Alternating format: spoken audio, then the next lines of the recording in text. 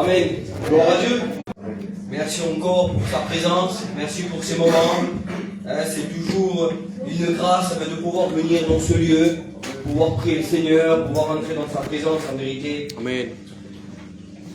Je bénis le Seigneur en vérité. On a une grâce. Et j'aimerais ce soir encore essayer de vous transmettre, si je pourrais dire ainsi, cette joie de mon cœur. Cette joie de pouvoir venir encore au contact de Jésus. De celui qui t'aime. De celui qui t'a aimé le premier. Et puis, j'aimerais vraiment ensemble le réaliser ce soir. Les réunions, il semblerait que c'est toujours les mêmes. Il semblerait que les serviteurs se répètent. Il semblerait que les serviteurs disent toujours la même chose. Mais quelle importance en vérité. Quelle importance d'une réunion. Amen, gloire à Dieu. Amen. Alors sans plus tarder, on va commencer notre réunion sur le regard du Seigneur. Et puis après Muntal et Pepe qui se mettent debout, qui présentent ce moment. Amen.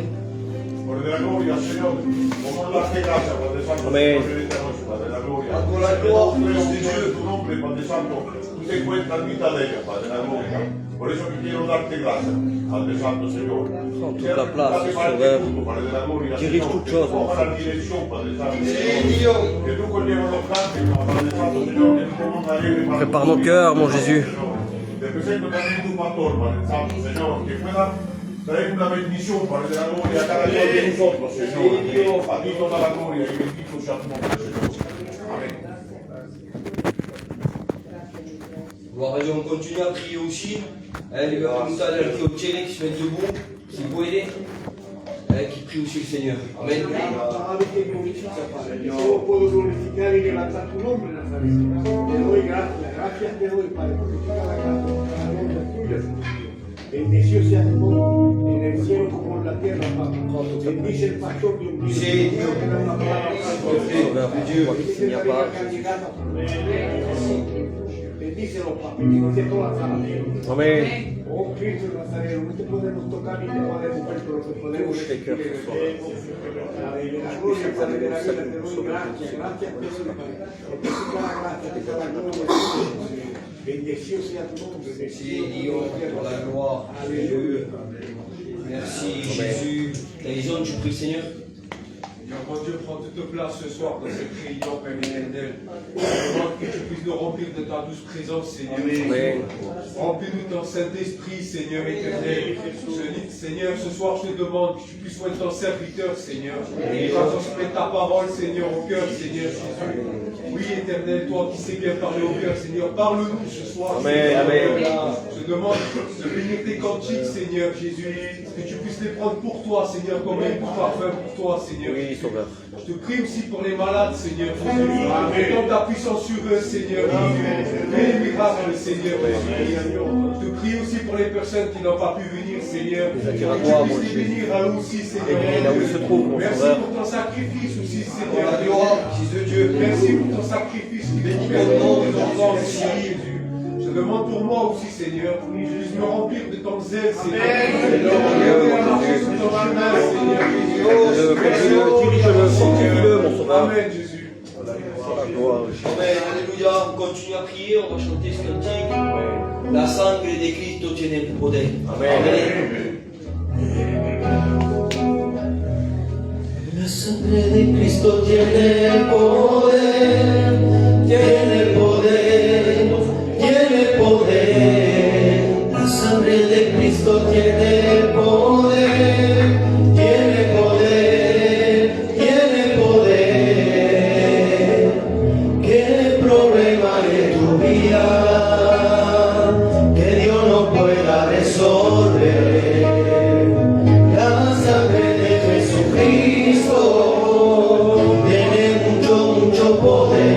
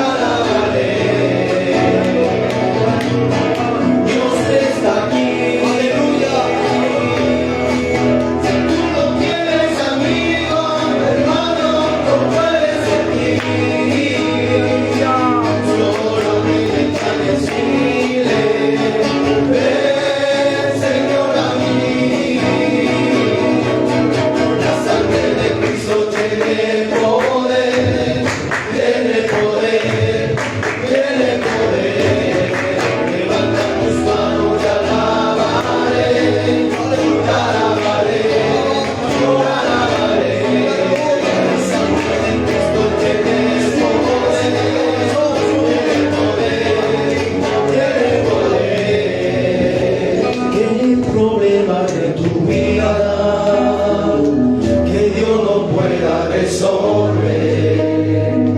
La sangre de Jesucristo tiene mucho, mucho poder. ¿Qué problema de mi hermana que Dios no pueda resolver?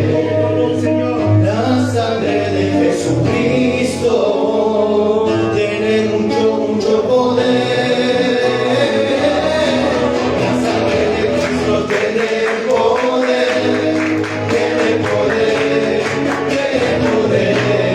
La sangre de Cristo tiene poder, tiene poder, tiene poder. Levanta tus manos y alábale, alábale, alábale. Siga con tu hermano y abrázale, abrázale, abrázale. Cristo tiene poder. Alléluia, gloire à Dieu. Béni, tu pries le Seigneur.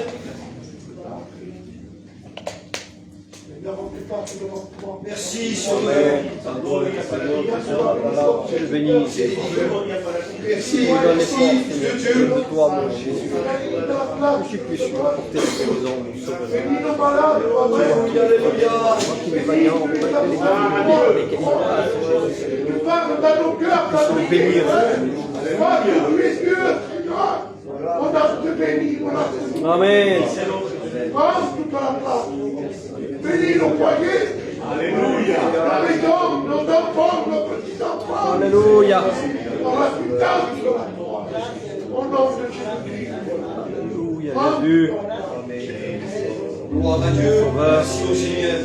On continue, on chante un cantique. Dieu est là. Amen. Amen. Vous le savez, c'est un cantique que j'aime chanter, je le chanterai toujours.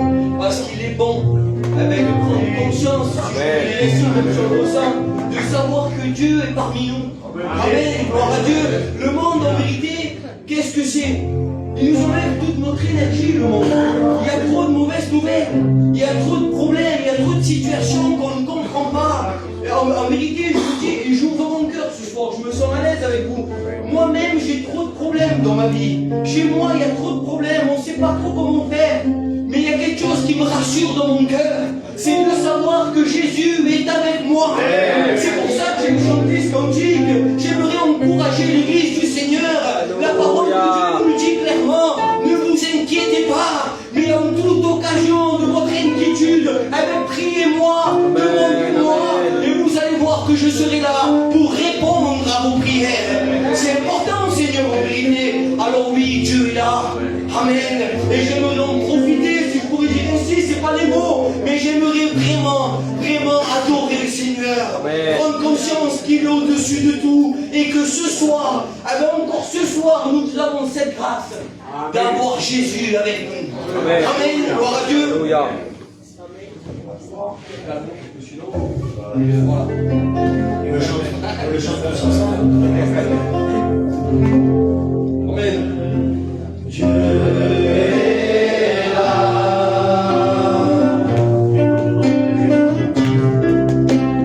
Dieu est là. Amen. Alléluia. Merci, Fils de Dieu. Dieu est là. Merci parce que tu es là. Tu es présent. Tu es béni des cœurs encore, Jésus. Tu rassures nos âmes.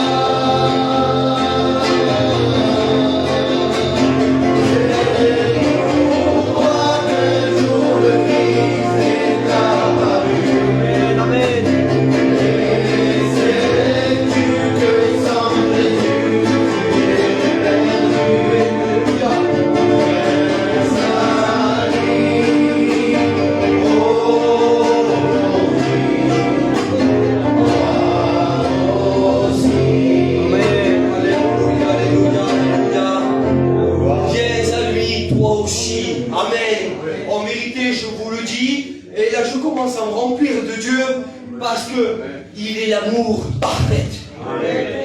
En vérité, l'ennemi voudrait nous accuser. Il voudrait nous dire que tu es là et tu ne mérites pas. Il aimerait te dire et te souffler dans ton cœur, eh ben, tu es peut-être pas à la hauteur. Mais ce soir, on voudrait lui répondre. Je ne suis pas à la hauteur, c'est vrai. Je ne suis pas juste ni parfait, c'est vrai. Mais Jésus m'aime comme je suis. Et ce soir, je viens à lui avec mes problèmes, avec mon fardeau, avec ma situation, avec ma maladie. Amen. Il va prendre soin de moi. Amen. Gloire à Dieu. Alors, on m'a prié pour les malades. Alors, j'ai eu pas un foyer, excusez-moi, une sœur qui a besoin de la grâce de Dieu. Alors, en vérité, je dirais pas de nom. Ça sert à rien. Dieu connaît la situation. Dieu sait qu'elle est dans le besoin. Au moment où je vous le dis, je sens la présence de Dieu parce qu'il y a des besoins. Pendant que nous sommes ici, il y a des gens qui s'attendent à l'intervention de Dieu. Et elle m'a demandé que ce soir l'église puisse prier pour elle. Alléluia. En vérité, la situation est compliquée. Mais je crois, parce que je crois au Maître. Je sais en qui j'ai cru. Ce soir, elle va être bénie de Dieu. Amen, amen. Et puis, il y a des requêtes de prière. Et tel qui au Chili, su famiglia, et ta Sulmana, et ta Gansatamie, la Pilal, et ta Richard, su nieto, la Nana, su nieta también. Que Dieu puisse intervenir, et tel José de la Celo, qui a besoin aussi de la grâce de Dieu. La Baca, puis il y a la fille, la Jade, qui a besoin aussi des prières. Et puis, mes parents, vous le savez, ils ont besoin de la grâce de Dieu aussi. Et puis, il y a la petite fille à bébé, la Léa. Alors, je ne sais pas vous, mais moi, en vérité, je veux mettre toute ma foi. Je veux mettre toute ma foi pour que Dieu puisse intervenir. Pour qu'à travers cette réunion, à travers ces moments où nous sommes ici, nous tous, en train de nous regarder, en train de dire c'est une réunion partie dans l'autre, j'aimerais que ces gens-là, qui s'attendent à la belle intervention de Dieu, puissent recevoir une bénédiction particulière, puissent recevoir l'intervention de Dieu. Alléluia. Et puis on continue à prier pour notre frère Minine, que Dieu puisse continuer à le bénir. Amen. Pour cela, il va plus longtemps à Bernard qui se mettent debout et qu'on mette tous notre cœur à l'église du Seigneur. Amen. Que Dieu puisse agir. Amen. Amen, Jésus. Entendu tous ces noms, Dieu, que vous citez, Dieu. Tu les connais en profondeur, les requêtes, mon Jésus. Que tu puisses agir pour la puissance.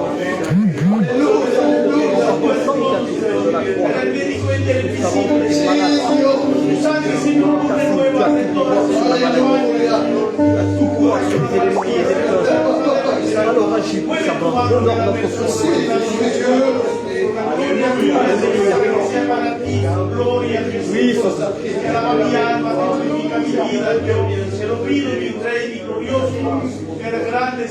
Oui, Alléluia.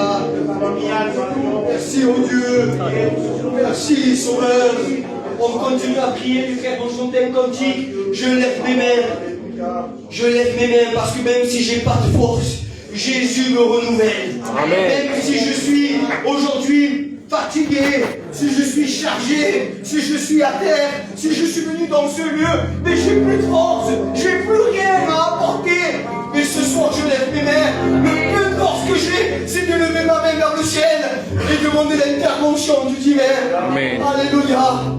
Alors on chante ce cantique ensemble, dans l'esprit de prière, on adore le Seigneur. Je veux tellement que le Seigneur agisse ce soir. En vérité, je veux tellement que le Seigneur parle ce soir à nos cœurs. Qu'il parle à ma vie, en vérité.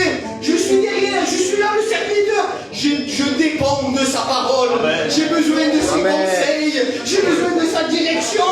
J'ai besoin de ressentir ses mots dans ma vie. Oh, sinon je ne viendrai plus ici. Seigneur connaît toutes choses. Et je crois que ce soir, nous allons recevoir ce que nous attendons du ciel. Amen. Alléluia. Gloire à Dieu. Ton message. Alléluia. Merci, Fils de Dieu. Ton misma. Alléluia. Te alabo, Dios. Que no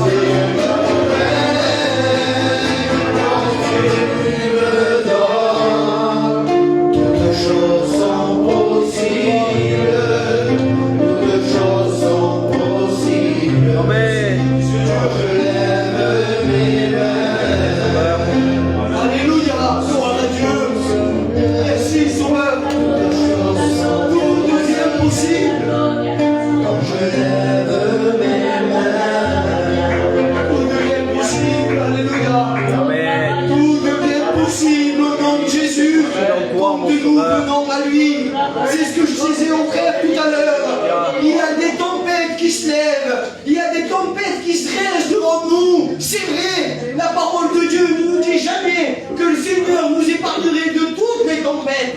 Mais la parole de Dieu nous dit qu'à travers toutes les tempêtes qui se sont levées, quand Jésus était là, il les a toutes apaisées. Amen. Alléluia. C'est ça l'importance. Alors peut-être que tu vis la tempête chez toi. Je ne sais pas, Seigneur, quelle est la tempête que tu vis? Quelle est l'angoisse que tu as? Quel est l'obstacle qui s'est dressé devant toi? Laisse-moi te dire qu'au milieu de cet obstacle, de cette tempête, Jésus est là. Amen. Amen. Alléluia. Gloire à Dieu. Je vais appeler Louis qui vient nous chanter un beau cantique. Amen.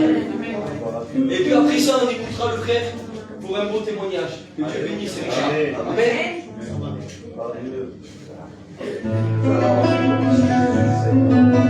Alléluia.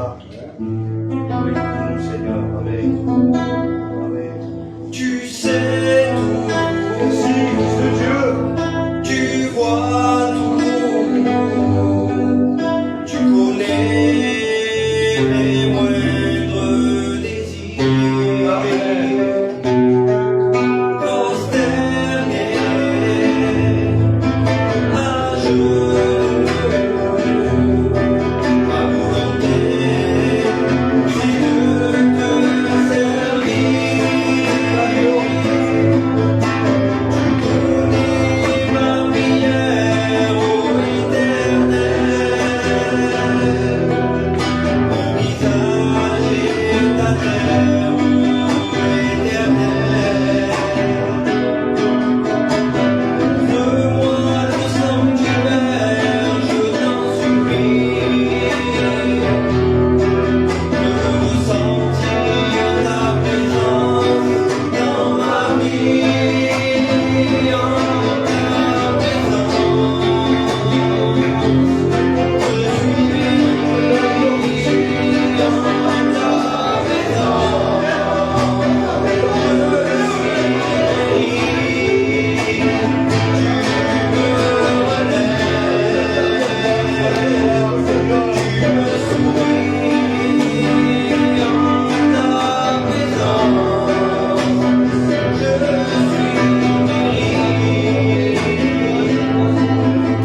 Tu sais tout, tu vois tout, tu connais mes moindres désirs.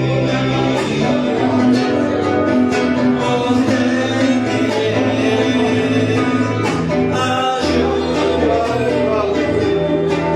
ma volonté est de te servir. Ma prière, ô Éternel,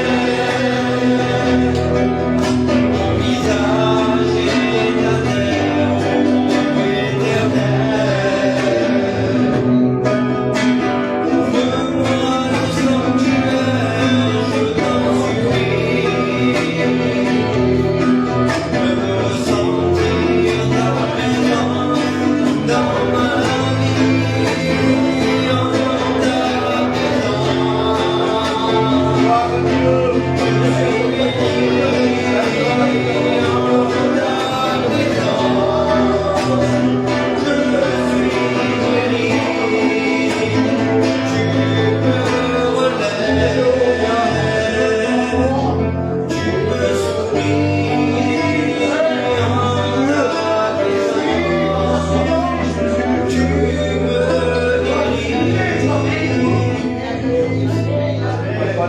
Alléluia. On continue à prier. C'est dans sa présence que je suis béni. En vérité, si aujourd'hui je tiens debout, c'est parce que je rentre dans la présence de Dieu. C'est parce que Dieu se manifeste en moi. Il est bon, le Seigneur. Ta présence. En vérité, ce soir, il me désire quelque chose, Jésus. Il désire bénir ton cœur. Alléluia. Il y a combien de temps peut-être que tu n'es pas béni de Dieu? Il y a combien de temps que tu ne sors pas de ton confort? Il y a combien de temps que tu cherches une bénédiction particulière?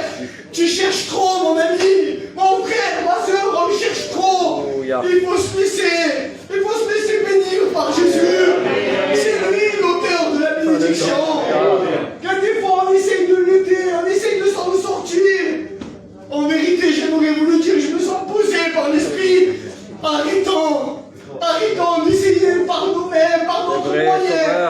en a pas. Voulons nous Il n'y en apporter a à pas. toi, Le mon monde sauveur. voudrait nous faire croire qu'il y en a. Il n'y en a pas.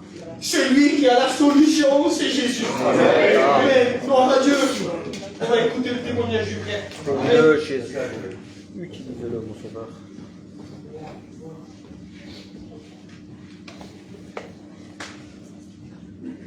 Dieu vous bénisse. Moi, je me suis vacciné il n'y a pas très longtemps, mais comme je le disais, j'ai toujours été élevé dans les choses de Dieu, en fait, j'ai toujours connu le Seigneur, mais je ne l'ai jamais réellement rencontré parce que je ne faisais pas sa volonté, en fait, tout simplement. Et puis voilà, les années sont passées, j'ai commencé à grandir, puis j'ai eu des fréquentations dans le monde qui n'étaient pas agréables à Dieu, en fait. Et je faisais des choses qui n'étaient pas agréables à Dieu. Parce qu'en grandissant, voilà, j'étais dans le monde et puis moi je gagnais ma vie dans le monde en fait. Je le dis à ma honte quand même, mais des fois dans des choses légales ou pas, mais je gagnais ma vie dans le monde et j'aimais le monde. Le monde m'avait séduit et c'était pour moi. Mais le problème c'est que j'étais pas non plus rebelle à la parole de Dieu en fait. J'étais pas rebelle à la parole de Dieu et j'aimais Dieu. Donc mon souci à moi c'est que j'avais un pied dans le monde et un pied dans les choses de Dieu en fait. Mais ça marche pas comme ça. J'ai fait plusieurs allers-retours dans les choses de Dieu. Je voulais persister dans les choses de Dieu, mais à chaque fois qu'il fallait m'enlever des choses en fait, pour me consacrer à Dieu, ça ne marchait pas parce que je ne voulais pas les enlever en fait. Je ne comprenais pas pourquoi le Seigneur ne me les enlevait pas. Mais en fait, le souci c'était moi en fait, parce que le Seigneur m'avait délivré, ça fait un bon petit moment.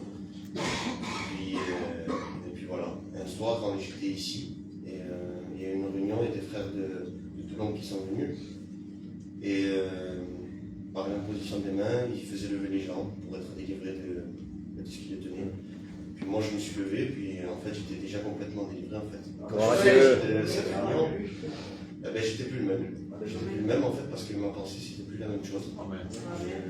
Je fumais, j'étais écœuré de la cigarette, je voulais plus sortir, ce que j'étais pas, j'étais devenu en fait.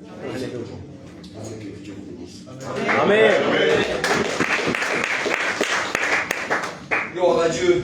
Alors ça paraît simple pour chacun d'entre nous en vérité, hein? Mais à combien il est difficile quand on a un pied dans le monde et un pied dans le Seigneur, en vérité.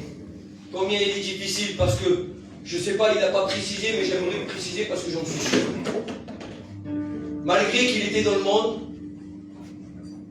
il n'était pas heureux. Et puis quand il venait à la réunion, il était béni, mais il n'était pas satisfait non plus. En réalité, au final des courses, c'était un cœur partagé. Un cœur qu'il désirait, mais qui n'arrivait pas à aller plus loin. Combien il y en a comme ça? En vérité, il y en a trop. Aujourd'hui, quand je côtoie, malheureusement, on le dit, c'est la vérité, Colette Tonino, bien souvent on a affaire à des chrétiens, à ceux qui s'approchent de Jésus, ils nous téléphonent et puis ils nous font part un petit peu de leurs problèmes, de leurs petites choses. Et en tous les cas, c'est ce qu'on ressent le plus souvent pour ma part. C'est une décision. Ils ont du mal à aller plus loin, à prendre des décisions concrètes, à être déterminés. C'est ce qui change tout. C'est ce qui a tout fait en vérité. C'est d'accepter la parole, de vouloir le changement et se lever à la décision. Amen. Ce soir, je vous encourage au nom de Jésus à t'engager, à prendre une décision. Alléluia. Le monde ne te ramènera rien du tout.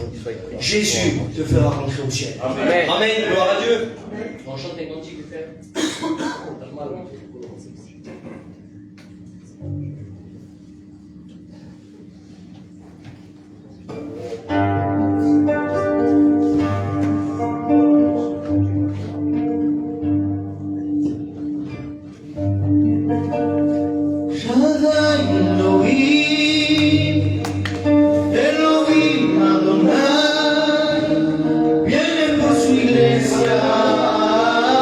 Ven a cumplir su promesa.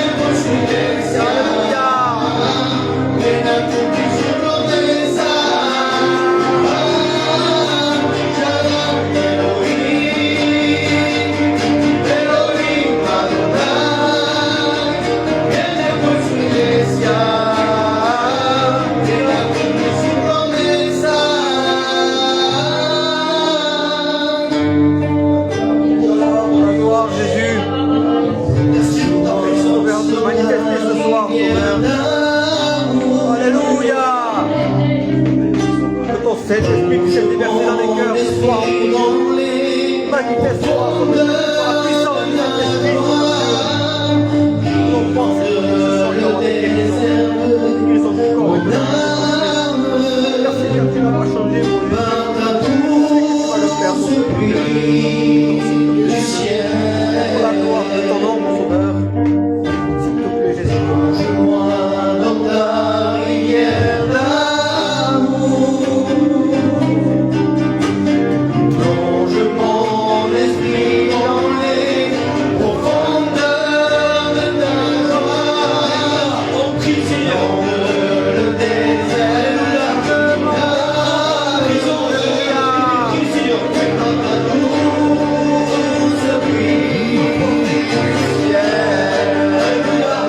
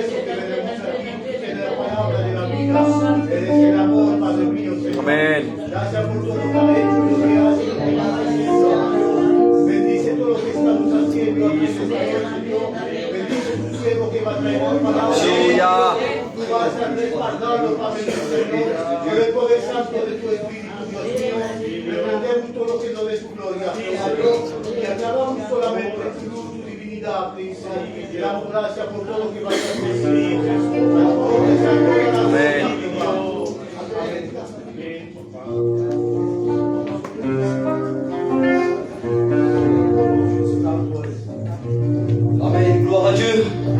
Merci au Seigneur. Alors, on va passer pour les offrandes. On va pas oublier les bonnes habitudes. C'est pour l'œuvre du Seigneur. Le diacre va nous prier. Amen.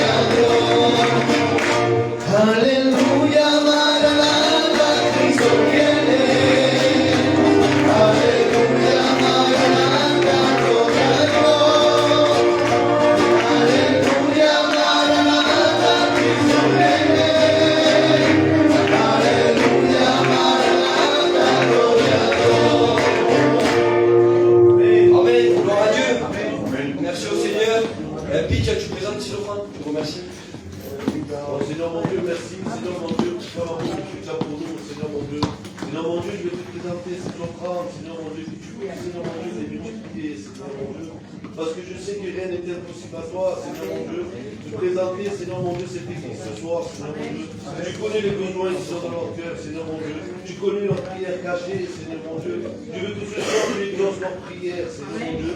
Seigneur mon Dieu, s'il y a des gens qui sont malades, Seigneur mon Dieu, tu vas les visiter, Seigneur mon Dieu.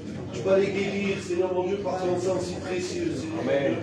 Seigneur mon Dieu, te présenter ce soir le pasteur, Seigneur mon Dieu. Que tu puisses, Seigneur mon Dieu, lui donner un bon facile, Seigneur mon Dieu. Amen. Parce que mon Dieu, c'est tout changé d'avis, Seigneur mon Dieu. Et je sais que ce soir, il va avoir, Seigneur mon Dieu, des délivrances, ce soir, Seigneur mon Dieu. Il va avoir des guérisons ce soir, Seigneur mon Dieu. Parce que rien n'est impossible à toi, Seigneur mon Dieu. Merci pour ton amour que tu as pour nous, Seigneur mon Dieu. Sois loué et glorifié, Seigneur mon Dieu. Amen. Alléluia. Amen. Gloire à Dieu. 175 euros et 40 centimes. Amen. Gloire à Dieu. En vérité, on est béni. Selon les offrandes, en vérité, Dieu pourvoit. Et que Dieu puisse multiplier aussi en bénédiction. Amen. Voilà, on va chanter le dernier cantique. Et puis après quoi, on écoutera la parole de Dieu.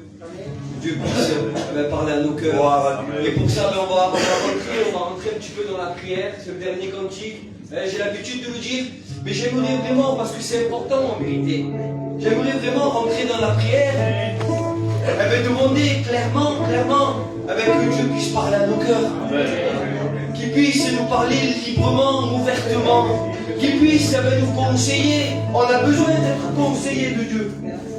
Qu'il puisse aussi restaurer notre âme, qu'il puisse nous conseiller, nous parler, nous rassurer, nous encourager. Je ne sais pas de quoi tu as besoin, mais lui ici. Amen. Amen. Alors on prie le Seigneur, on écoute le dernier cantique. Amen.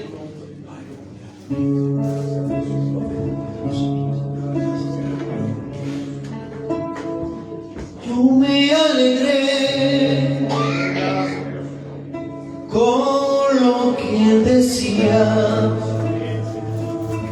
que a la casa de Jehová, aleluya, iremos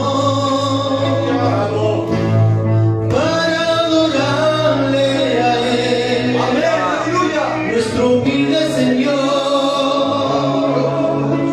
lámpara es a mis pies su palabra y alumbrará en el camino. Oh Dios de mi salvación, manda nueva unción.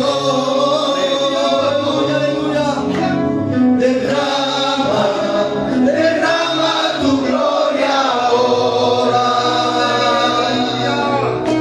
Derrama tu gloria ahora. Abre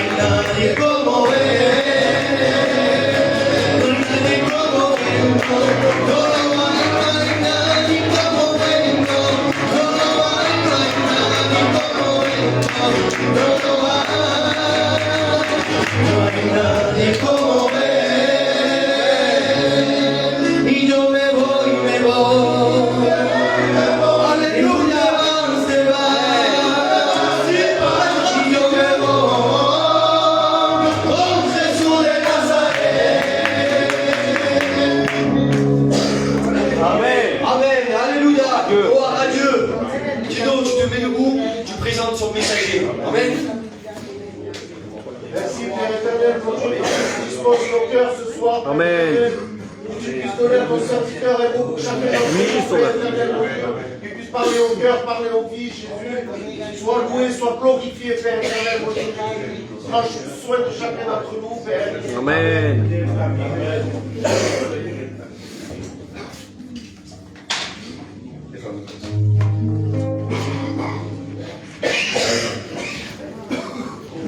Il y a qu'on va le cacher par Galileo et on va les vendre ici.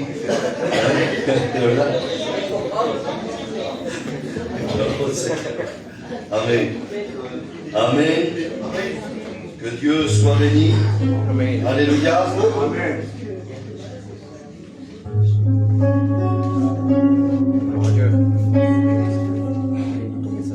Gloire au Seigneur. Amen. Écoutez, je vous le dis franchement, j'ai un message dans mon cœur. Je veux le partager avec vous, mais je voudrais dire quelques mots avant. Ces mots viennent de moi, peut-être qu'ils vont être pas déplacés, mais vous allez peut-être croire que je cherche à me justifier de quoi que ce soit. Mais je tiens à vous dire que vous vous trompez sur mon compte. Si je prêche ce message ce soir, vous pouvez me croire sur ce que je dis. Je l'ai reçu de Dieu. Amen. Il n'y a aucun compromis dans mon cœur. Il n'y a aucune arrière-pensée dans mon cœur. Il n'y a aucune intention de régler mes comptes de quoi que ce soit, avec qui que ce soit. Amen. C'est important. Amen. Vous savez, j'aurais préféré l'annoncer, ce message, dans une autre église. C'est toujours plus facile pour un pasteur quand il prêche à l'extérieur. Pas facile.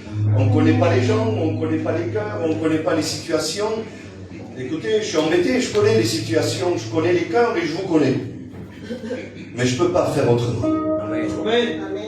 Je me dois, et vous le verrez au long du message, que pendant une bonne partie du message, eh bien, je ne vais pas tirer avantage personnellement de ce message-là.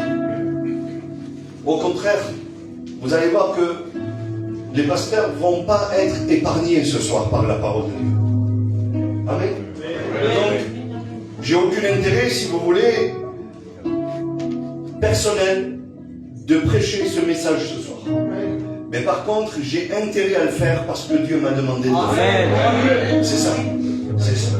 Que Dieu soit béni et glorifié. Alors, c'est avec grande assurance dans mon cœur, une conviction terrible, en vérité, que je vais vous annoncer ce que le Seigneur a déposé sur mon cœur. Je fais une première lecture avec vous dans l'évangile de Jean au chapitre 10.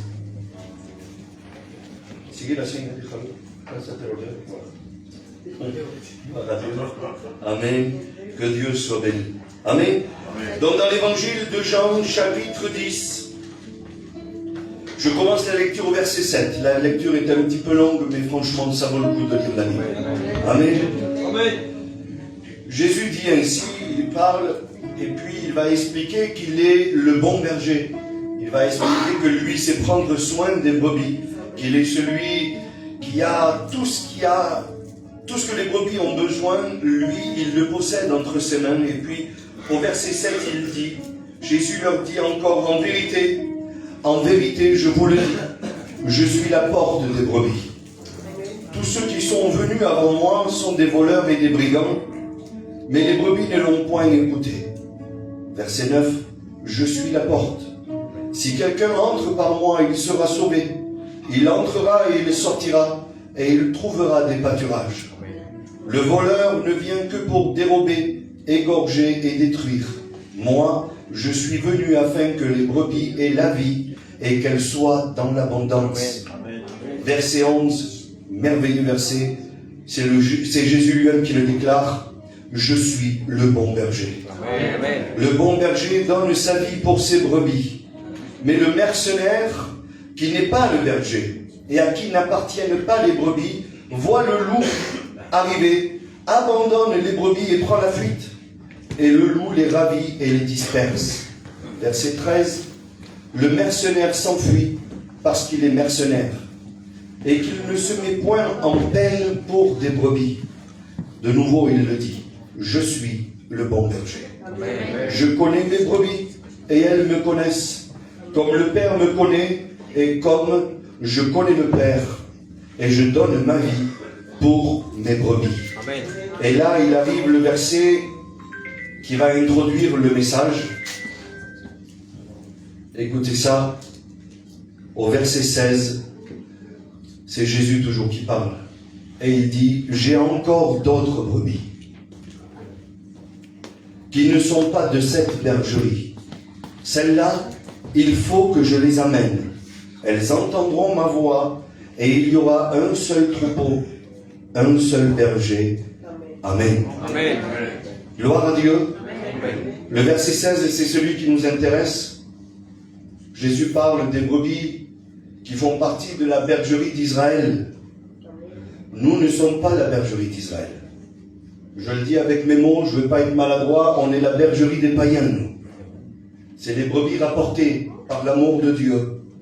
Jésus l'a dit. J'ai encore d'autres brebis. Il parlait pour Israël et après il va dire, attendez, j'ai encore d'autres brebis. Il parlait déjà de nous. Il avait déjà pensé à nous. Amen. J'ai encore d'autres brebis qui ne sont pas de cette bergerie. Celles-là, il faut que je les amène. Elles entendront ma voix et il y aura un seul troupeau, un seul berger. Amen. Amen. Gloire au Seigneur. Alors oui, nous ne sommes pas de la bergerie d'Israël, c'est vrai. La Bible dit que Dieu a tant aimé le monde et puis on en fait partie. Amen. Et nous faisons partie de la bergerie de ce monde, si vous voulez. On fait partie de la bergerie de l'extérieur d'Israël. Mais Dieu a eu compassion de nous. Amen. Dieu nous a tant aimés qu'il a donné son Fils pour nous.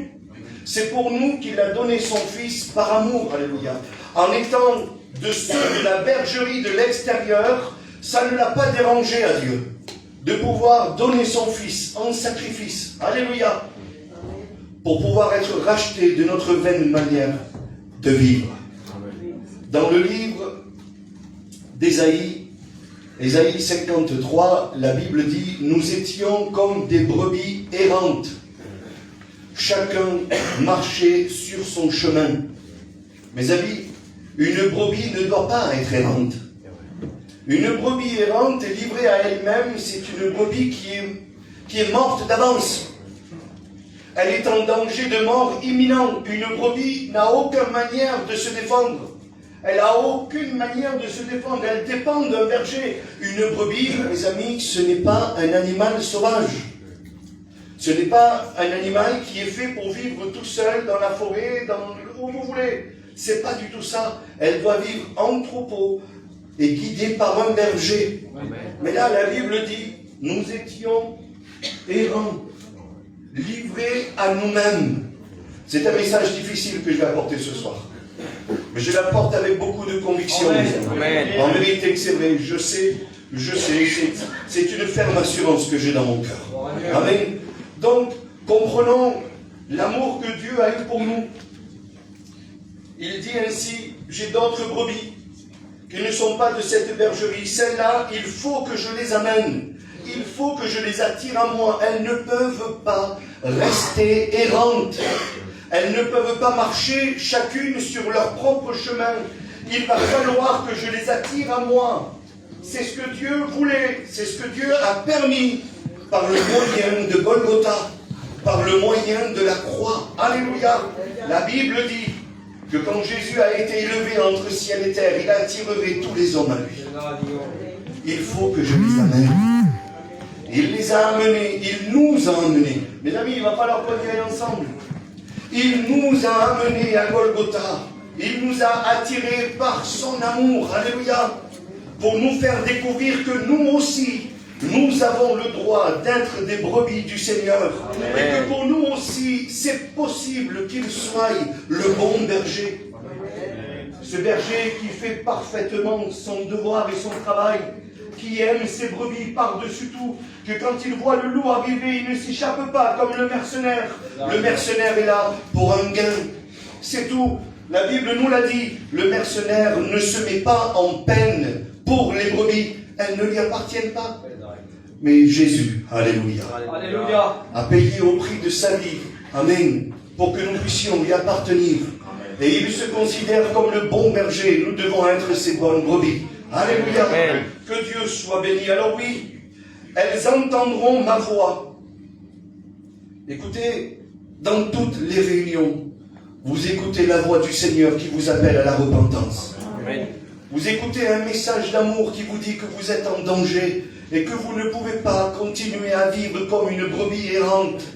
Une brebis errante livrée à elle-même, c'est une brebis condamnée. Une brebis a besoin de soins.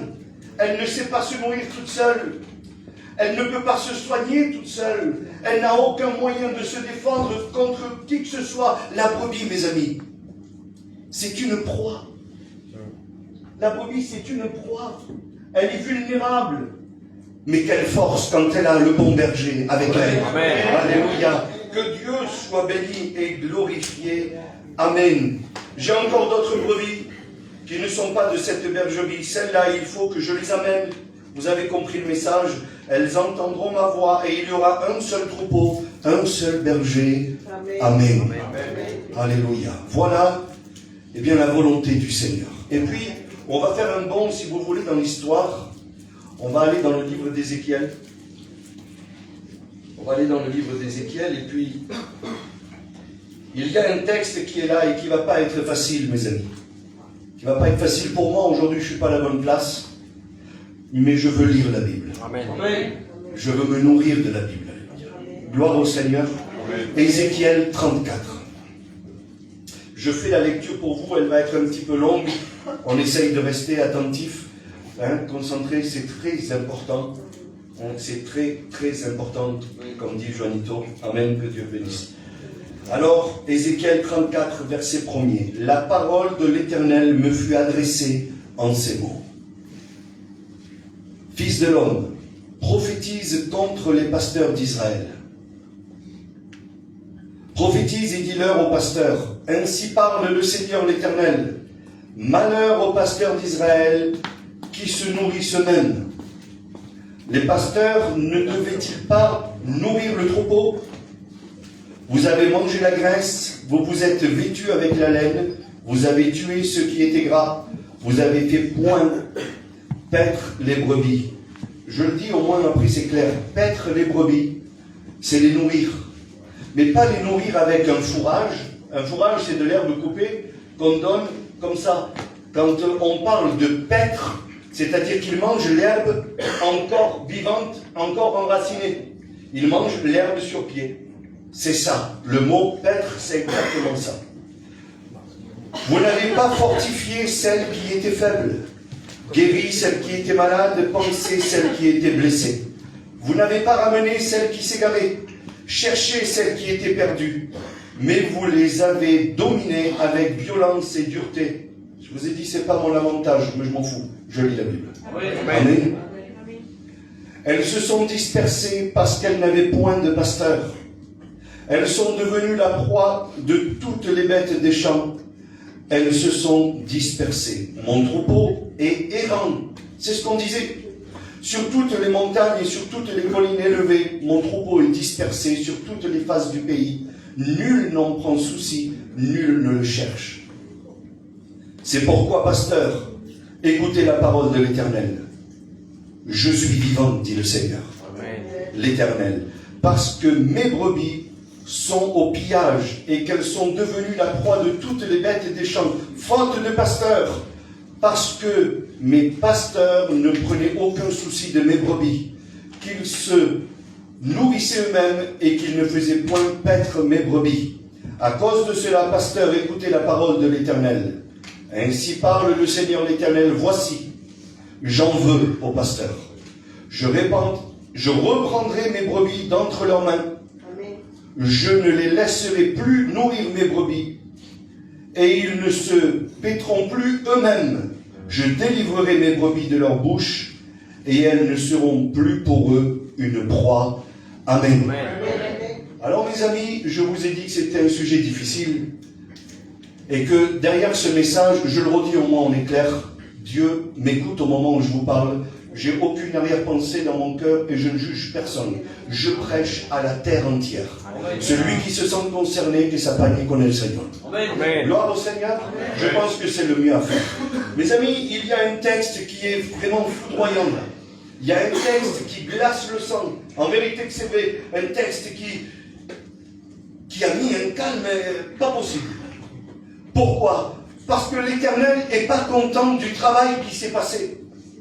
L'Éternel a repris les pasteurs à qui il avait confié une mission. Ces pasteurs qui se sont regardés eux-mêmes, qui n'ont pas soigné celle qui était blessée, qui n'est pas allé chercher celle qui était perdue, qui n'a pas réconforté celle qui avait besoin de réconfort. On parle des brebis. Et puis l'Éternel est irrité dans son cœur, si je peux dire ainsi. Hein? Et puis il dit, j'en veux aux pasteurs.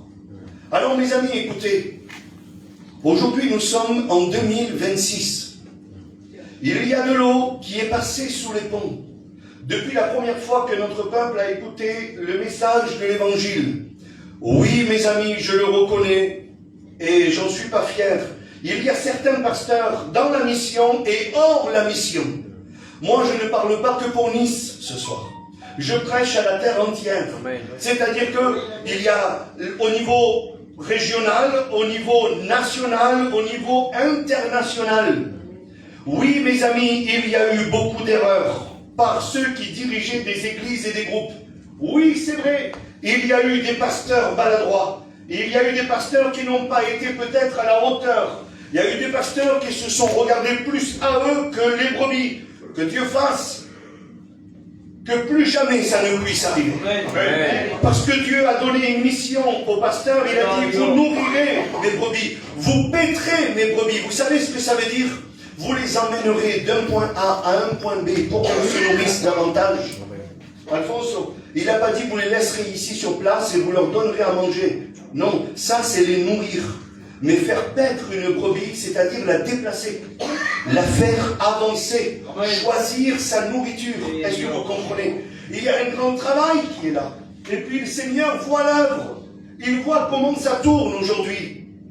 Je me suis dit, il y a quelque temps de cela, vous pouvez peut-être le retrouver sur Internet, nous sais. J'ai regardé une émission qui parlait des mouvements évangéliques en France. C'est la nouvelle mode, il s'ouvre je ne sais pas combien d'églises par jour en France et dans l'Europe. En vérité, c'est une mode, il n'y a pas de problème.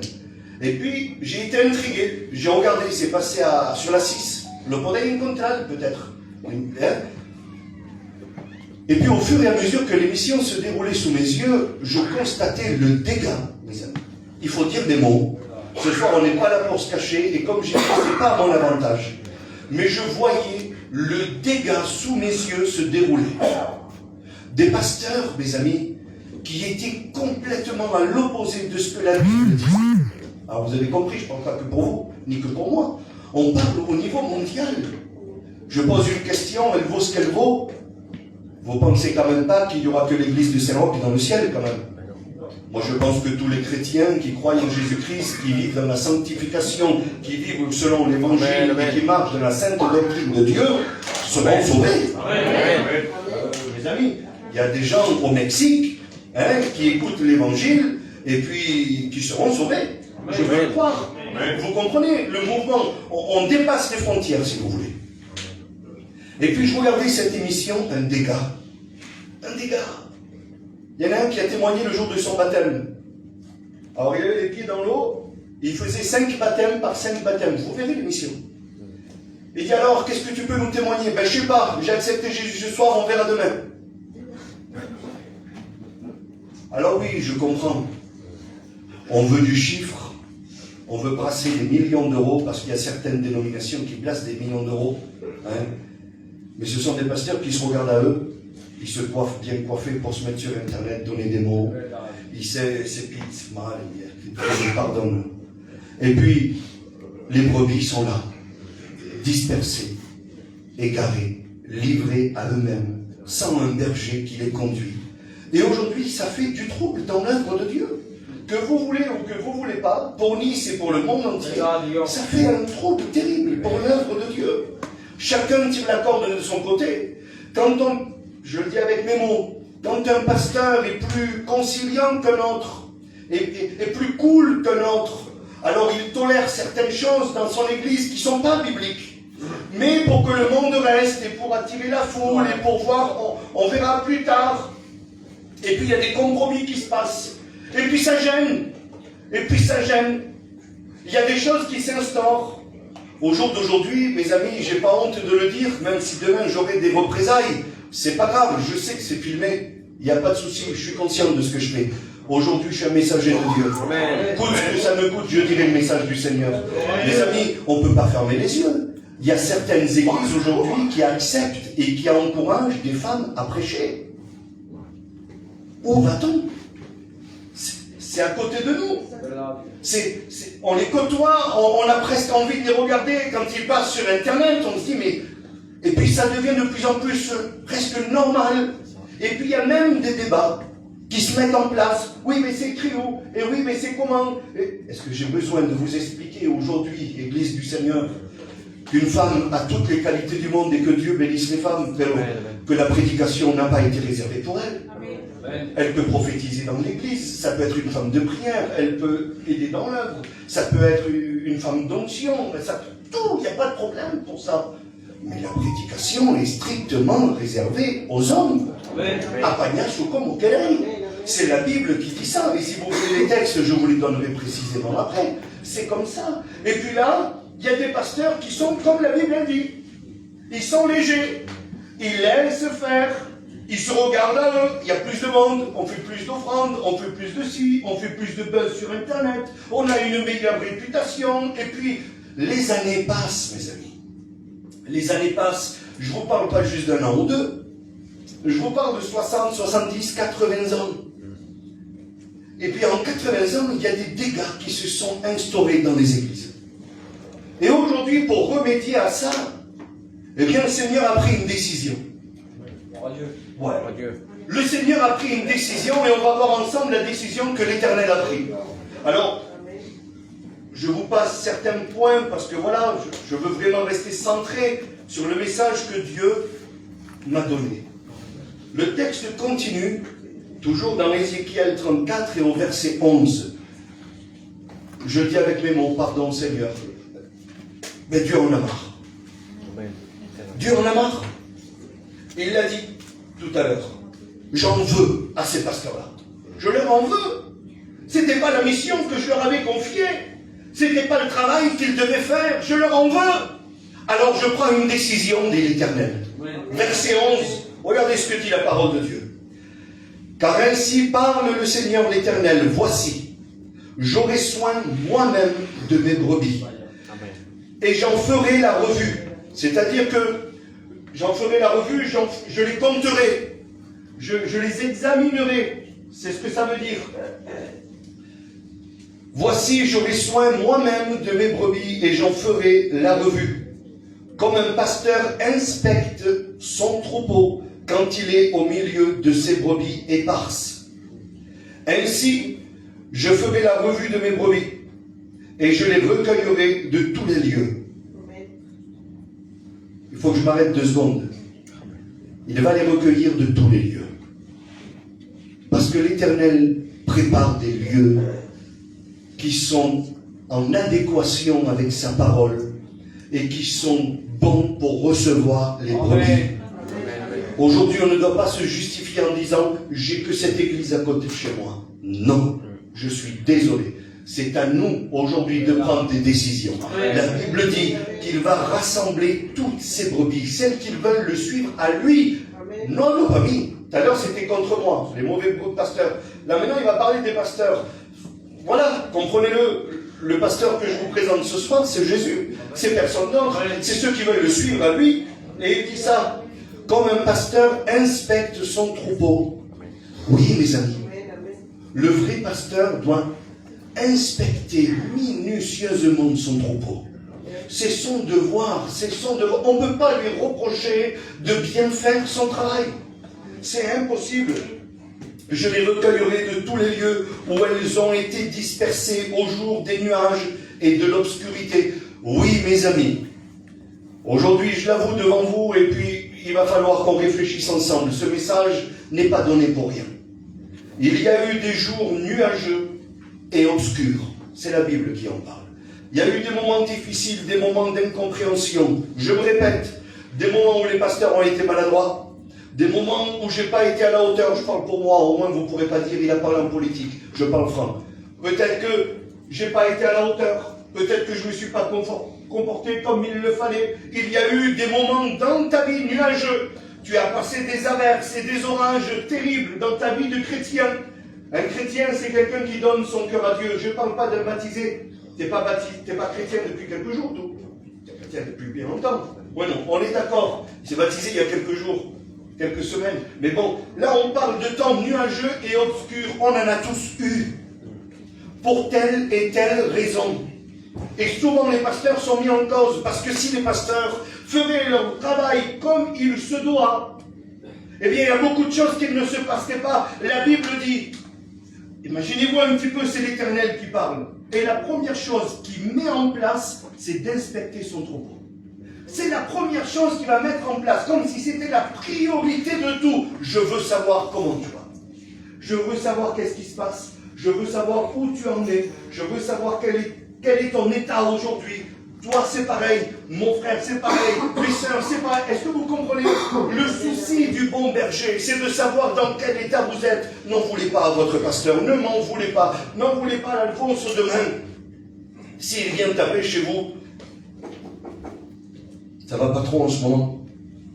On te voit un petit peu, tu boites un petit peu, tu traînes la patte, c'est compliqué. Est-ce que tu aurais une blessure qui s'est infectée? T'as pas réussi à guérir toi-même, t'es pas venu nous voir, on ne sait pas. On a peut-être tardé, mais voilà, on vient vers toi. Qu'est-ce qui se passe?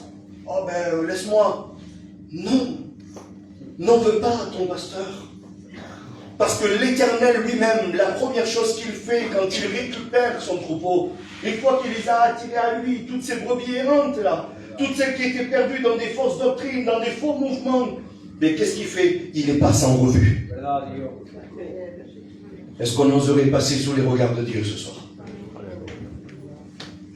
Parce qu'on en a tous besoin.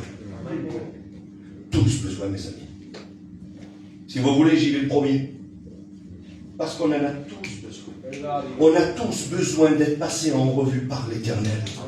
Il est celui qui prend soin de nous. Il est celui qui voit les blessures que personne ne voit. Il est celui qui est capable de guérir les infections que aucun médicament ne peut soigner. Seigneur, c'est le bon berger. Alors il dit, je les retirerai d'entre les peuples, verset 13, je les rassemblerai de diverses contrées et je les ramènerai dans leur pays et je les ferai paître sur les montagnes d'Israël. Alors, vous avez bien compris, mes amis, que c'est un texte dans l'Ancien Testament qui était réservé pour Israël, mais moi je tiens à vous poser une question. Répondez dans vos cœurs ou librement si vous voulez. Est-ce que l'œuvre de Dieu, non hablo nada más que panisa, parar con eso? Est-ce que l'œuvre de Dieu, dans tout son ensemble, n'a pas pris beaucoup de coups durant toutes ces années? On n'a pas eu des murmures et des parlements terribles durant toutes ces années? Souvent j'en ai fait partie, souvent j'étais en cause. Mais moi, je vous parle au niveau mondial. Les coups que l'œuvre a pris. Oh, là-bas, à Strasbourg, ils dansent pour recevoir le Saint-Esprit. Et puis là-bas, ils prophétisent, les femmes, ils sont pas voilées. Et puis eux, pourquoi ils le font et moi, on le fait pas? Mes amis, on est toujours comme ça. Il suffit qu'on se réunisse à 3, 4, 5, 6 personnes. Au bout de 10 minutes, ça part en débat. Oui, mais est-ce qu'on a le droit de faire comme ça? Et qu'est-ce qu'on a le droit?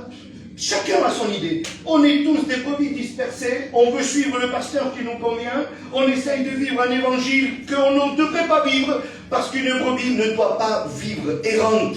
Elle doit être conduite par un berger. Et le berger qui doit conduire notre vie à tous, le seul, le vrai et l'unique, il s'appelle Jésus-Christ de Nazareth et c'est celui qui a donné sa vie pour nous. Alléluia. Je les ramènerai dans leur pays et je les ferai paître sur les montagnes d'Israël. Israël, si vous voulez, pour nous ce soir, ça va représenter la présence de Dieu. Un frère disait comme ça, Israël, c'est la capitale de la présence de Dieu. Et ainsi, c'est le mot, c'est le lieu, c'est la terre sainte, si vous voulez. C'est le top des tops. Et comme si ça ne suffisait pas à Israël, il dit sur les montagnes d'Israël, dans les hauteurs, près de Dieu. Hein, je lève mes yeux vers les montagnes, d'où me vient le secours. Encore plus haut, alléluia. C'est-à-dire que le Seigneur, ce qu'il veut, il veut nous placer en sécurité dans un endroit saint, là où lui, il réside, que Dieu soit béni. Alléluia. Et mes amis, cet endroit peut être ici. Amen. On n'a pas besoin de prendre l'avion, faire des kilomètres là-bas, ils sont en guerre. On n'a pas besoin d'aller là-bas, monter, gravir une montagne pour se sentir près de Dieu. On n'a pas besoin de faire tout ça pour pouvoir être appelé brebis de l'Éternel. Je suis désolé. On peut le vivre ici. Amen. La Bible dit que Dieu est omniprésent. Il est partout à la fois. Moi, je crois que s'il est en Israël, il est ici aussi. Amen. Est-ce que vous comprenez? C'est normal. Alléluia. Et puis là, il dit... Je les ferai paître sur les montagnes d'Israël, le long d'un ruisseau, dans tout lieu habité du pays. Un endroit merveilleux. Amen. Verset 16, je saute un petit peu de lecture. Verset 16, voilà le projet de l'Éternel. Et ça, c'est pour nous. Je chercherai celle qui était perdue. Imaginez un petit peu ce qu'il entreprend, son projet. Il a réfléchi, le Seigneur. Il a réfléchi, et c'est ce qu'il veut faire. Quand il voit l'état de l'œuvre, c'est ce qu'il veut faire. Il dit, je chercherai celle qui était perdue. Je ramènerai celle qui s'est égarée. Je panserai celle qui est blessée. Je fortifierai celle qui est malade. Amen. Amen. Gloire au Seigneur.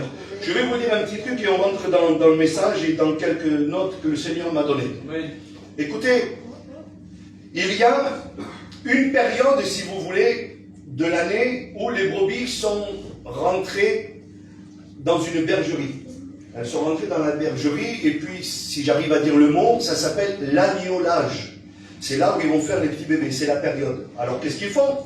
Ils l'emmènent en bergerie, le berger prend soin, et puis les femelles font les petits bébés, il y a tout qui va bien, et puis après, quand les beaux jours arrivent, ils vont partir en transhumance, ils vont monter en montagne, d'accord? Ils vont partir dans les hauts pâturages, ils vont partir dans les alpages pour être nourris, parce que c'est le berger qui les conduit et qui sait de quoi ils ont besoin. Alors il les monte dans les hauteurs, dans la fraîcheur, au moins elles ne souffrent pas par la chaleur. Vous voyez, il prend soin, il sait où il y a des points d'eau. Je voudrais que vous y allez avec moi dans cette histoire-là parce que c'est important. Et puis, ils vont commencer à prendre un chemin, ces brebis. Et puis le berger marche devant. Vous le voyez avec moi, le berger là? Oui. Ouais, on a tous l'image d'un berger qui marche devant ses brebis. Et alors il marche, il sait où il va. Et puis, quand le temps lui est favorable, c'est la vérité ce que je dis, quand le temps lui est favorable, c'est-à-dire quand la météo est favorable, quand il n'est pas trop fatigué, quand les brebis sont dans un endroit approprié, vous savez qu'est-ce qui va se passer? Un jour pas comme les autres, il va se lever un petit peu plus tôt. Il va se lever un petit peu plus tôt, le berger. Un jour parmi tout ce temps-là, il va se lever un petit peu plus tôt. Et puis, il va mettre, si vous voulez, une clôture.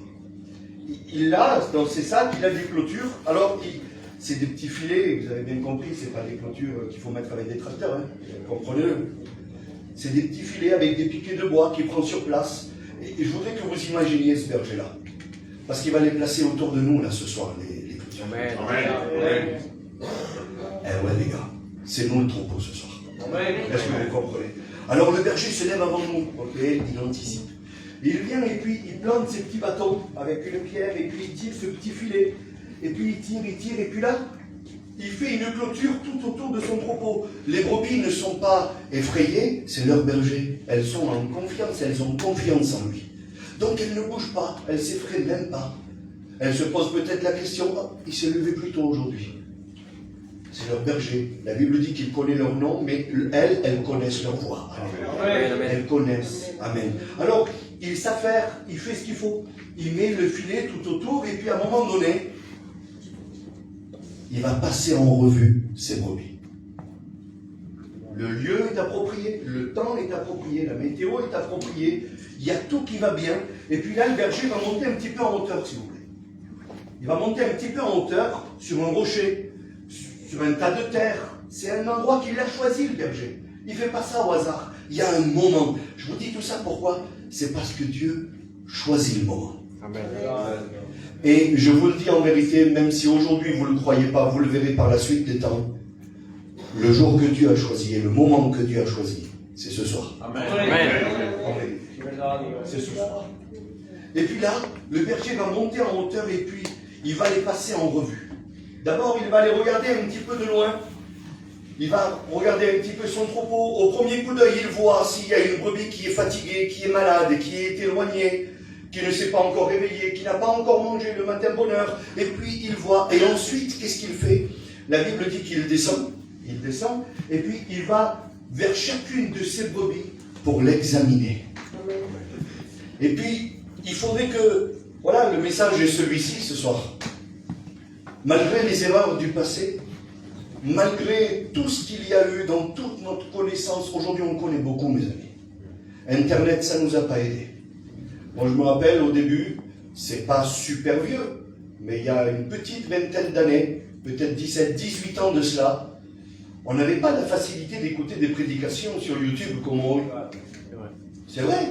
Aujourd'hui, toutes les réunions quasiment sont filmées, on écoute les messages, on peut accéder aux doctrines bibliques, aux enseignements, tout le monde vient, tout le monde est pasteur, tout le monde prêche, tout le monde ouvre des églises. Aujourd'hui, on est saturé d'informations. Et tout ce temps-là, moi je vous parle que de 20 petites années en arrière. Même pour apprendre les cantiques, c'était pas pareil. Il y avait 5-6 personnes qui chantaient des cantiques, des noms, on les connaît, on a appris leurs cantiques, on avait les cassettes, et puis on était là en boucle, en boucle. Aujourd'hui, il y a des cantiques par millions. Il y a des cantiques aujourd'hui, ils sont même à côté de la page. En vérité que c'est vrai. Quand on écoute vraiment les paroles, on se dit, c'est compliqué. Mais bon, c'est un autre sujet. Donc, moi je ne parle que de 20 ans là, mais pendant tous ces temps-là, malgré toutes les erreurs qu'il y a eu, aujourd'hui, le Seigneur, ce qu'il veut, c'est pour l'église à Kiliaola, maintenant. Il veut mettre une clôture autour de nous et voir où on en est et dans quel état on est. Il veut prendre soin, il veut reprendre le contrôle de son œuvre. Alléluia. Je veux m'effacer aujourd'hui. Alfonso, excuse-moi, efface-toi. Effaçons-nous. Mais ce soir, le Seigneur veut reprendre le contrôle de son œuvre. Vous imaginez un petit peu l'importance du message. Je ne sais pas si vous pouvez prendre l'importance et saisir l'importance du message. Mais Seigneur, à combien c'est profond et à combien ça fait du bien dans mon cœur. Parce que le Seigneur dit, je veux reprendre soin. Alors qu'est-ce qu'il fait? Il va aller vers la première brebis. Il va s'approcher et puis il va regarder un petit peu les critères, si vous voulez. Il y a des critères. Il va regarder les yeux des brebis. Il va regarder le contour des yeux, parce que le contour des yeux des brebis, elle est très fragile. Et il y a beaucoup de comme on dit chez les autres, pas des microbes, mais des muchas cosas que no vale, que se pegan ahí. Les bactéries et tout ce que vous voulez. Vous voyez, nous aujourd'hui, on a une facilité, les amis. On se met devant une glace, on fait comme ça, on pompe un peu agua d'état, hop, on met un petit peu d'eau, on rince l'œil, on se lave bien les mains, on fait... Une brebis, elle ne peut pas faire ça.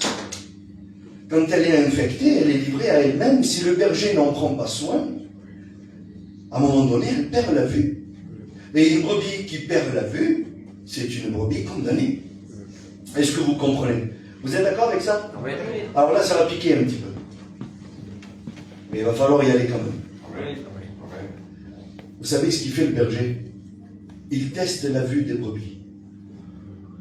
Il regarde si elle voit bien, si sa vue n'a pas été contaminée. Alors il va falloir qu'on se pose les mêmes questions, parce que pendant que je vous parle, celui ou celle qui le veut, on force personne, mais celui ou celle qui le veut, qu'elle puisse ou qu'il puisse réaliser que le bon berger est en train de faire ce diagnostic sur sa vie. Et que comprenez, pendant que tu écoutes le message, dis-toi que le bon berger est en train de le faire pour toi.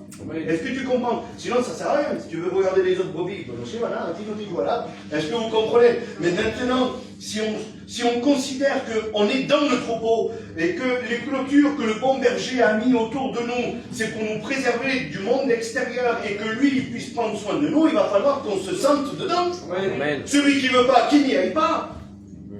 Mais celui qui y est, il va falloir qu'il réfléchisse en même temps que le message est donné. Alors il s'approche et il regarde le contour des yeux de la brebis. Il regarde pour voir si sa vue n'a pas été contaminée. Et moi je tire la première question. Est-ce que tes yeux, est-ce que ta vue à toi n'a pas été contaminée? Est-ce que tu ne poserais pas les regards sur des choses qui sont interdites? Est-ce que tu n'aurais pas été contaminé par de la poussière? Mes amis, souvent les brebis traversaient des lieux déserts. Et quand le vent soufflait très fort, eh bien, il y avait plein d'impuretés qui se mettaient à l'intérieur des yeux. Et puis, vous savez ce qu'il fait, le berger? Vous savez ce qu'il fait? C'est le psaume 23. Et il dit, tu oins d'huile ma tête et ma coupe déborde. Amen. Vous savez qu'est-ce que c'est ça? Certains pasteurs le disent, je le crois, c'est une étude qu'ils ont faite. Si vous voulez, quand le pasteur oint la tête de la brebis, il met la tête vers en haut. Et la coupe, c'est le creux de l'œil.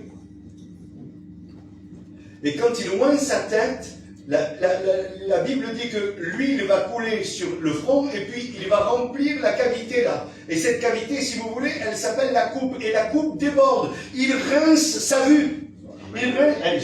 Il rince son regard. Et immédiatement, la brebis est apaisée.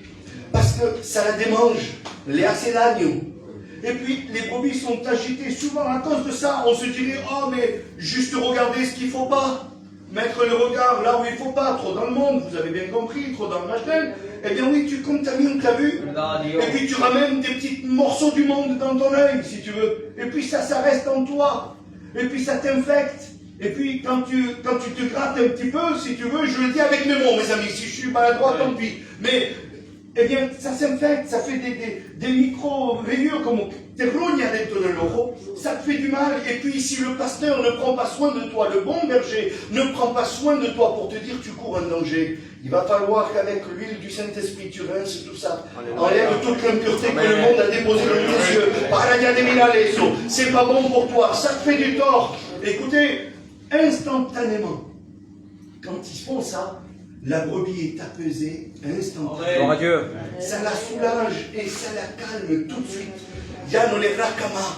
Et puis ça apaise. Et puis la brebis comprend que le soin du berger, même si au début elle a été surprise quand le berger l'a attrapée, peut-être que des fois les bergers, les pasteurs sont un peu brusques, on vient trop vite vers toi, on tape un peu fort à la porte quand on arrive. Non, c'est mon Dieu m'est témoin, c'est vrai.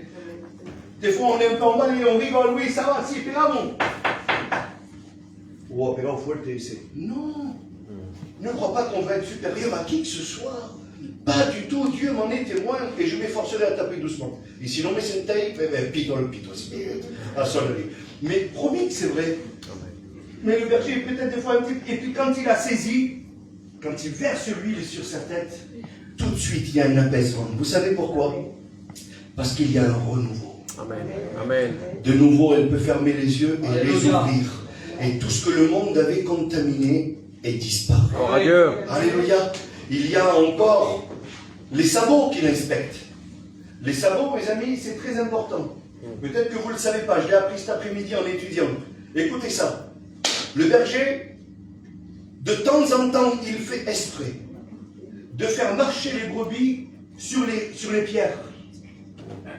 Pas que la uña, parce que le sabot est une uña, si vous voulez, elle puisse s'user. C'est pas la gâtale. Parce que, mes amis, quand on marche que sur de la terre tendre, sur de l'herbe, le chemin facile, large et spacieux, eh bien, le sabot pousse. Et à un moment donné, il y a une maladie. Je ne l'ai pas marqué, je vous le retrouve. Il y a une maladie qui arrive, et cette maladie, alors, c'est surprenant, hein, ça m'a surpris. Je vous le dis après, avant la fin de la réunion, promis. Cette maladie est transmissible. Comment est-ce possible que moi, en étant une brebis qui marche que sur des sols meubles, mous, c'est mon confort et ma facilité. Le sabot pousse d'une telle manière, ça s'infecte de telle manière que j'arrive à contaminer la brebis et le troupeau entier. Porque eso, excusez-moi, mais ça fait comme du pu, si vous voulez. Et quand les brebis, le soir, duermen así, comme une junta, ils vont boire au même endroit, ils posent le pied là où l'autre a posé le pied, eh bien ça l'infecte. C'est transmissible, cette maladie-là. Eh oui, mes amis, une brebis qui cherche que les terrains faciles, que les terres faciles, là où il n'y a pas de problème, un évangile léger, mes amis, ça va pas. Parce que c'est signe d'infection tôt ou tard, ça. Et le plus gros des problèmes, mes amis, c'est que cette infection, elle se transmet. Alors si on n'est qu'Alfonso qui fait ça, on le jette dehors et c'est fini. Mais lui, il est capable de contaminer un troupeau entier. Imaginez-vous un petit peu le dégât. Parce qu'il n'a pas marché où il fallait, quand il fallait. Alors le berger, qu'est-ce qu'il fait? Il dit, bon, là, il y a beaucoup de rochers, on va passer par là aujourd'hui. Les brebis ne veulent pas. Ah ben non. C'est des efforts, c'est plus difficile, c'est compliqué. Hein, t'as compris le sens? Donc elles vont essayer de faire le détour, et puis le berger ne va pas vouloir. Toi, tu dois passer par là. Non, mais c'est pas facile. Toi, par là. Et c'est pour ton bien. Et non seulement pour ton bien, mais pour le bien commun. N'oubliez pas qu'il y a des filets autour de nous. Alléluia. On est dans l'enclos de l'éternel ce soir. Amen. Et c'est pour le bien de chacun d'entre nous que ce message est donné. C'est pas juste pour moi, pour avoir une église facile, docile, que j'ai prêché, que j'ai enseigné, que maintenant je suis tranquille, que maintenant je suis tranquille. Pas du tout. Pas du tout. C'est une question de vie ou de mort. Parce qu'après la plaie, elle va s'infecter. Ça pousse d'une manière qu'après la plaie, elle va s'infecter. Alors qu'est-ce qu'il fait le berger? Il prend la brebis et il regarde ses sabots. Et s'il faut rectifier quelque chose, il le fait. Alors le sabot, c'est le pied. Et puis le Seigneur ce soir veut rectifier là où tu mets les pieds. C'est ça. Est-ce que tu vas laisser faire le Seigneur ce soir, le bon berger? Quand il va te dire, hé, là-bas, c'est plus possible pour toi. Il va falloir plutôt aller par là-bas. Est-ce qu'on va être d'accord avec le bon berger? Il a dit, je veux prendre soin. Alléluia.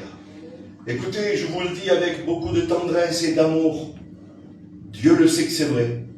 Parce que si j'aurais ça de rancœur dans mon cœur, je ne le prêcherais pas ce message. Mais une brebis, c'est pas elle qui choisit le chemin. Je suis désolé. Je le dis avec beaucoup de respect. Une brebis ne doit pas choisir le chemin. Elle doit suivre le berger. Même si elle ne comprend pas. Alors attention. Je fais pause dans le message. Je ne parle pas pour moi. Je ne suis pas en train de dire ce que je dirai, vous le ferez. Hein. Je ne suis pas un dictateur, yo. Moi, je prêche Jésus. Je ne parle pas de moi. Le bon berger, c'est pas moi. Le bon berger, c'est pas moi, mes amis.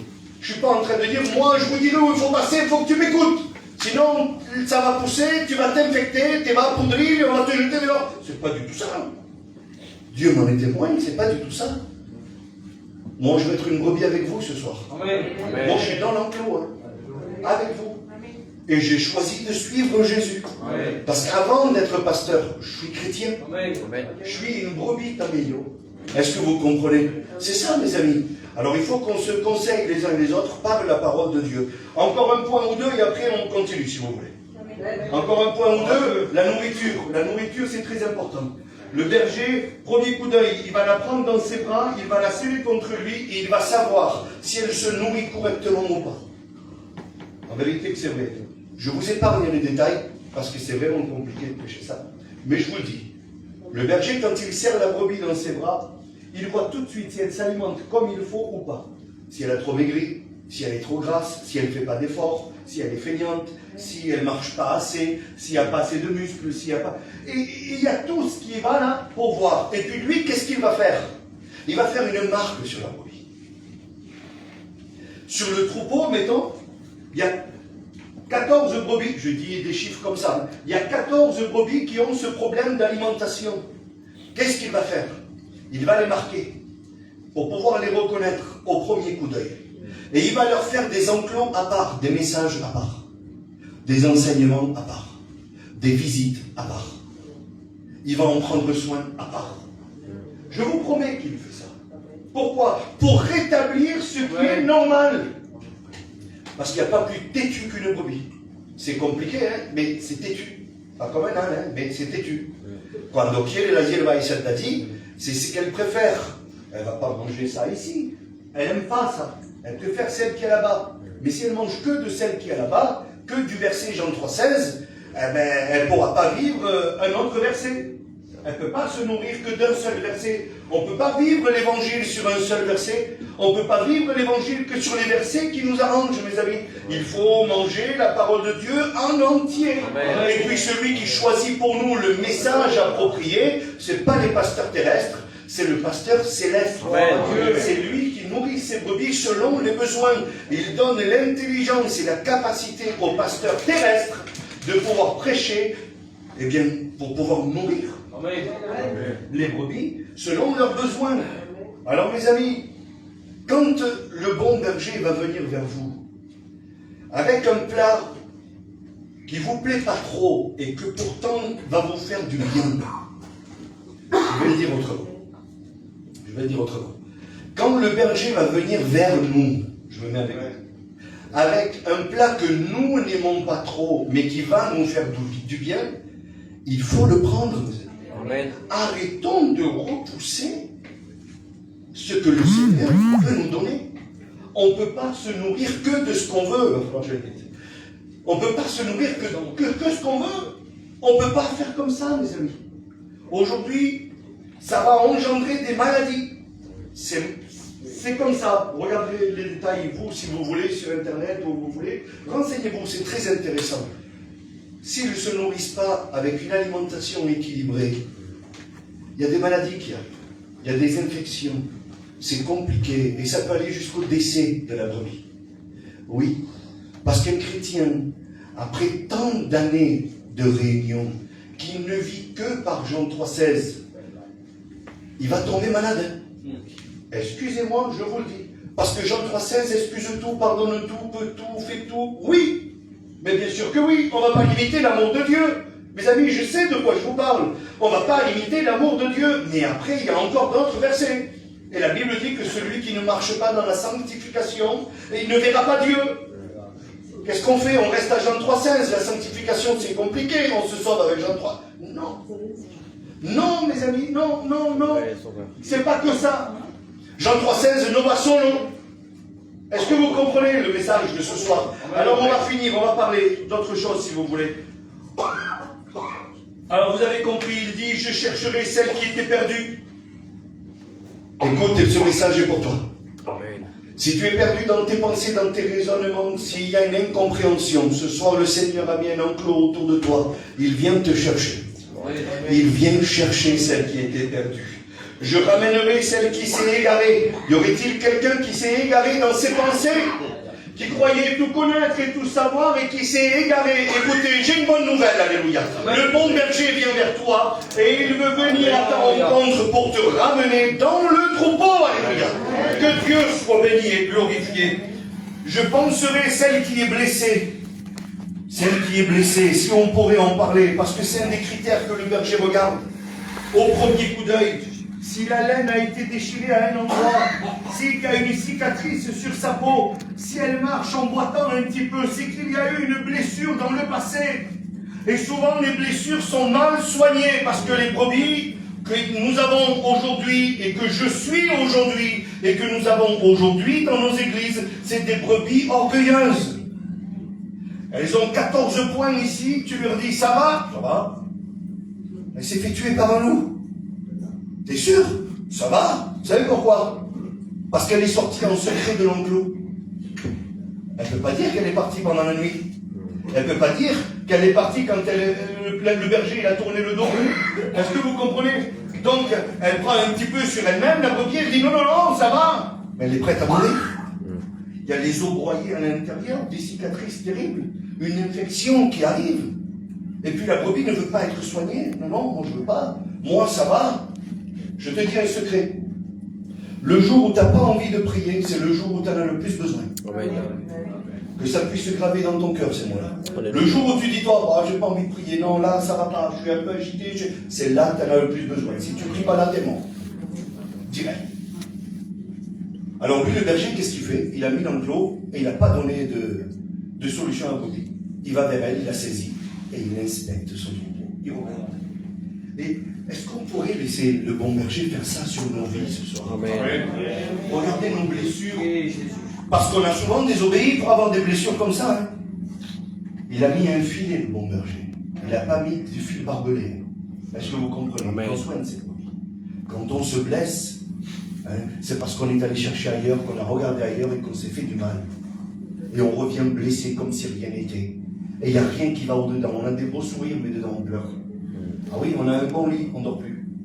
Et comment ça se fait? Tu es blessé, tu es prêt à mourir, tu as l'infection qui te ronge, tu as de la fièvre, mon cousin. Ça ne va plus, il n'y a plus rien qui va. Et puis quand même on continue à venir à chanter des cantiques, prendre la Sainte Seine, comme si rien n'était. Et l'infection avance, l'infection avance, l'infection avance. Et le berger te saisit ce soir. Bam! Alléluia. Il te saisit, il regarde à Dieu. Et à ce moment-là, il pense celle qui a été blessée. Je fortifierai celle qui est malade. Oui, celle qui s'est mal nourrie, celle qui est malade, celle qui a attrapé une contamination. Et puis là, il dit quelque chose qui surprend. Mais je détruirai celles qui sont grasses et vigoureuses. Je veux les mettre avec justice. C'est un moment difficile pour vous. Tout à l'heure, c'était pour moi le berger. Ah ouais, pas vous autres. Gloire au Seigneur. Mais je détruirai, parce que je suis le berger aussi, je détruirai celles qui sont grasses et vigoureuses. Ça demande réflexion quand même. Il veut soigner, il veut guérir, il veut aller chercher, il met l'enclos, il regarde les yeux, après il va regarder dans les oreilles si elles peuvent quand même entendre. J'ai passé beaucoup de points, vous avez compris. Mais je détruirai celles qui sont grasses et vigoureuses. Je veux les paître avec justice. Parce qu'il y en a qui se sont engraissés en Dieu, soi-disant dans l'évangile, avec de l'injustice. Qu'ils ont pris des places qui ne leur étaient pas données. Qu'ils ont pris des titres qui ne leur ont pas été donnés. Ces brebis, je continue la lecture. Je continue la lecture parce que c'est le plus beau, c'est la parole de Dieu. C'est pourquoi, verset 20, c'est pourquoi ainsi leur parle le Seigneur l'Éternel. Voici, je jugerai entre la brebis grasse et la brebis maigre. Parce que vous avez heurté avec le côté et avec l'épaule, vous avez frappé de vos cornes toutes les brebis faibles, jusqu'à ce que vous les ayez chassées. Écoutez le 22. Je porterai secours à mes brebis. Écoutez, si on t'a fait de l'injustice, t'inquiète pas, Dieu connaît tout. Amen. Il n'y a aucun souci pour ça. Écoutez ça. Je porterai secours à mes brebis afin qu'elles ne soient plus au pillage. Et je jugerai, et je termine avec ça, et je jugerai, dit l'Éternel, entre brebis et brebis. Alléluia. Bizarre quand même. Est-ce que l'Éternel dégaine? Est-ce qu'il dit deux mots d'affilée les mêmes? Je ne pense pas, yo. Je ne pense pas. Je porterai secours à mes brebis afin qu'elles ne soient plus au pillage, et je jugerai entre brebis et brebis. Ben oui. Parce qu'il y a brebis et brebis. Il y a des brebis qui doivent et qui peuvent s'appeler brebis. Qui peuvent dire, je suis chrétien, j'ai ma vie qui correspond, j'ai mon témoignage qui va, je suis une brebis de l'Éternel. Il y a ça, et il y a les brebis. Les brebis. Celles qui ressemblent beaucoup comme deux gouttes d'eau, mais qui ne le sont pas. Parce qu'une brebis, mes amis, sans berger, c'est pas une brebis. Une brebis sauvage, livrée à elle-même, errante, ça n'existe pas. Non, pas d'essai. C'est pas fait pour ça. Est-ce que vous comprenez? Et en plus, le Seigneur, au début du message, il a dit quelque chose. Il a dit, bon, les brebis errantes, je vais les attirer à moi. Aujourd'hui, on n'est plus errant. On est rebelle. Et qui comprenait la différence entre une brebis errante et une brebis rebelle? C'est-à-dire qu'avant, on était errant. Et errante, pourquoi? Parce que Jean 3,16, on ne le connaissait pas. On n'a pas connu Golgotha, on n'a pas connu la croix. On était errant. D'accord? Donc l'Éternel a permis la croix, il a permis d'attirer tous les hommes à lui. Et aujourd'hui, celle qui veut continuer à vivre sans berger, c'est pas une brebis errante. Excuse-moi, ça n'existe pas. C'est une brebis rebelle. C'est tout. On ne peut pas appeler ça autrement. Elle est rebelle. Alors l'Éternel va juger entre brebis et brebis. Parce qu'aujourd'hui, ça se fond dans la masse. Aujourd'hui, ça se fond dans la masse. On ne sait plus trop qui est chrétien, qui n'est pas chrétien. On en veut au pasteur. On en veut au pasteur. Vous savez quoi? Colonel Alphonse, j'en ai parlé la dernière fois. Je le dis avec l'air, je le dis. Et puis on s'est consulté souvent. Allô, si, t'as vu un tel, oui, ah, il vient et elle vient. Un peu plus souvent. Ouais. Et alors, ben, on n'est pas ses pasteurs quand même. Et la Sainte Seine, elle la prend toujours là, ou il le prend toujours là, si ou non. Bon, qu'est-ce qu'on doit faire? On attend 2-3 réunions, on va aller les voir. On va voir un petit peu comment ça se passe, et puis... Aujourd'hui, on veut être des brebis sans pasteur. Je prends la Sainte Seine où je veux. Je fais ce que je veux. Je vais là-bas, ici c'est pas mon église, mais je prends le culte quand même. Et je... Excusez-moi, mais je suis désolé. Et puis c'est un enseignement et un cadrage pour l'église. Vous comprenez ce que je veux dire? On ne peut pas faire ça. On ne peut pas faire ça. Je l'ai dit il y a quelques mois en arrière déjà, quelques mois, on va le dire 5-6 mois. Mais j'avais prêché, inspiré par Dieu, et je pense vraiment que c'était au de Dieu, Amen. Que chaque chrétien, chaque brebis doit prendre la Sainte Seine avec son pasteur. Amen. Ça n'empêche pas de venir ici ou de nous aller ailleurs. Maintenant, on va visiter une église. Tu t'assois là-bas. Pour quelque raison que ce soit, voilà, là on fait le culte le dimanche soir. Tu as envie d'aller dimanche matin à Villeneuve-Loubet. Tu t'assois, tu fais le culte avec eux. Reste assis. Ne prends pas ta Sainte Seine. N'embarrasse pas les pasteurs d'Adi.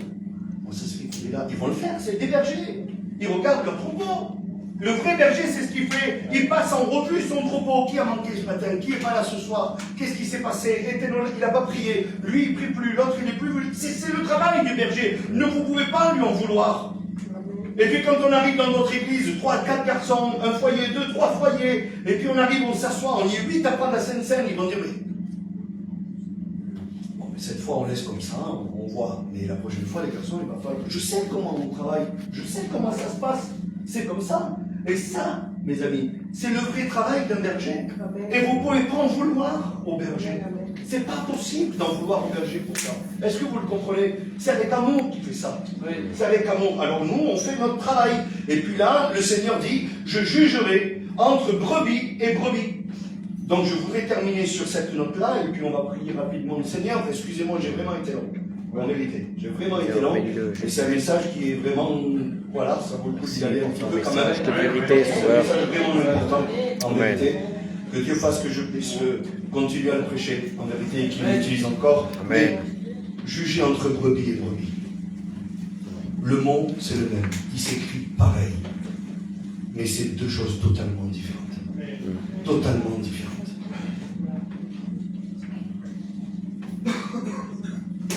Vous me permettez de lire encore 2-3 versets? Amen. Tant pis. Je vous promets que je n'ai pas à rougir de ce que je vais lire. Alléluia. En vérité, je vous dis. Je n'ai pas à rougir et je n'ai pas à me justifier de quoi que ce soit. Je ne suis pas Jésus. Je ne suis pas David. Hein? Vous savez qui je suis. Je suis qu'un misérable à qui Dieu a fait grâce. Amen. Et qui aujourd'hui m'a établi par grâce et par amour, pas parce que je le mérite. En vérité, je vous le dis.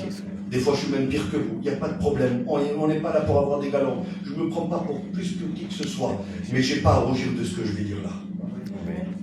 Verset 23, une fois qu'il a jugé entre brebis et brebis.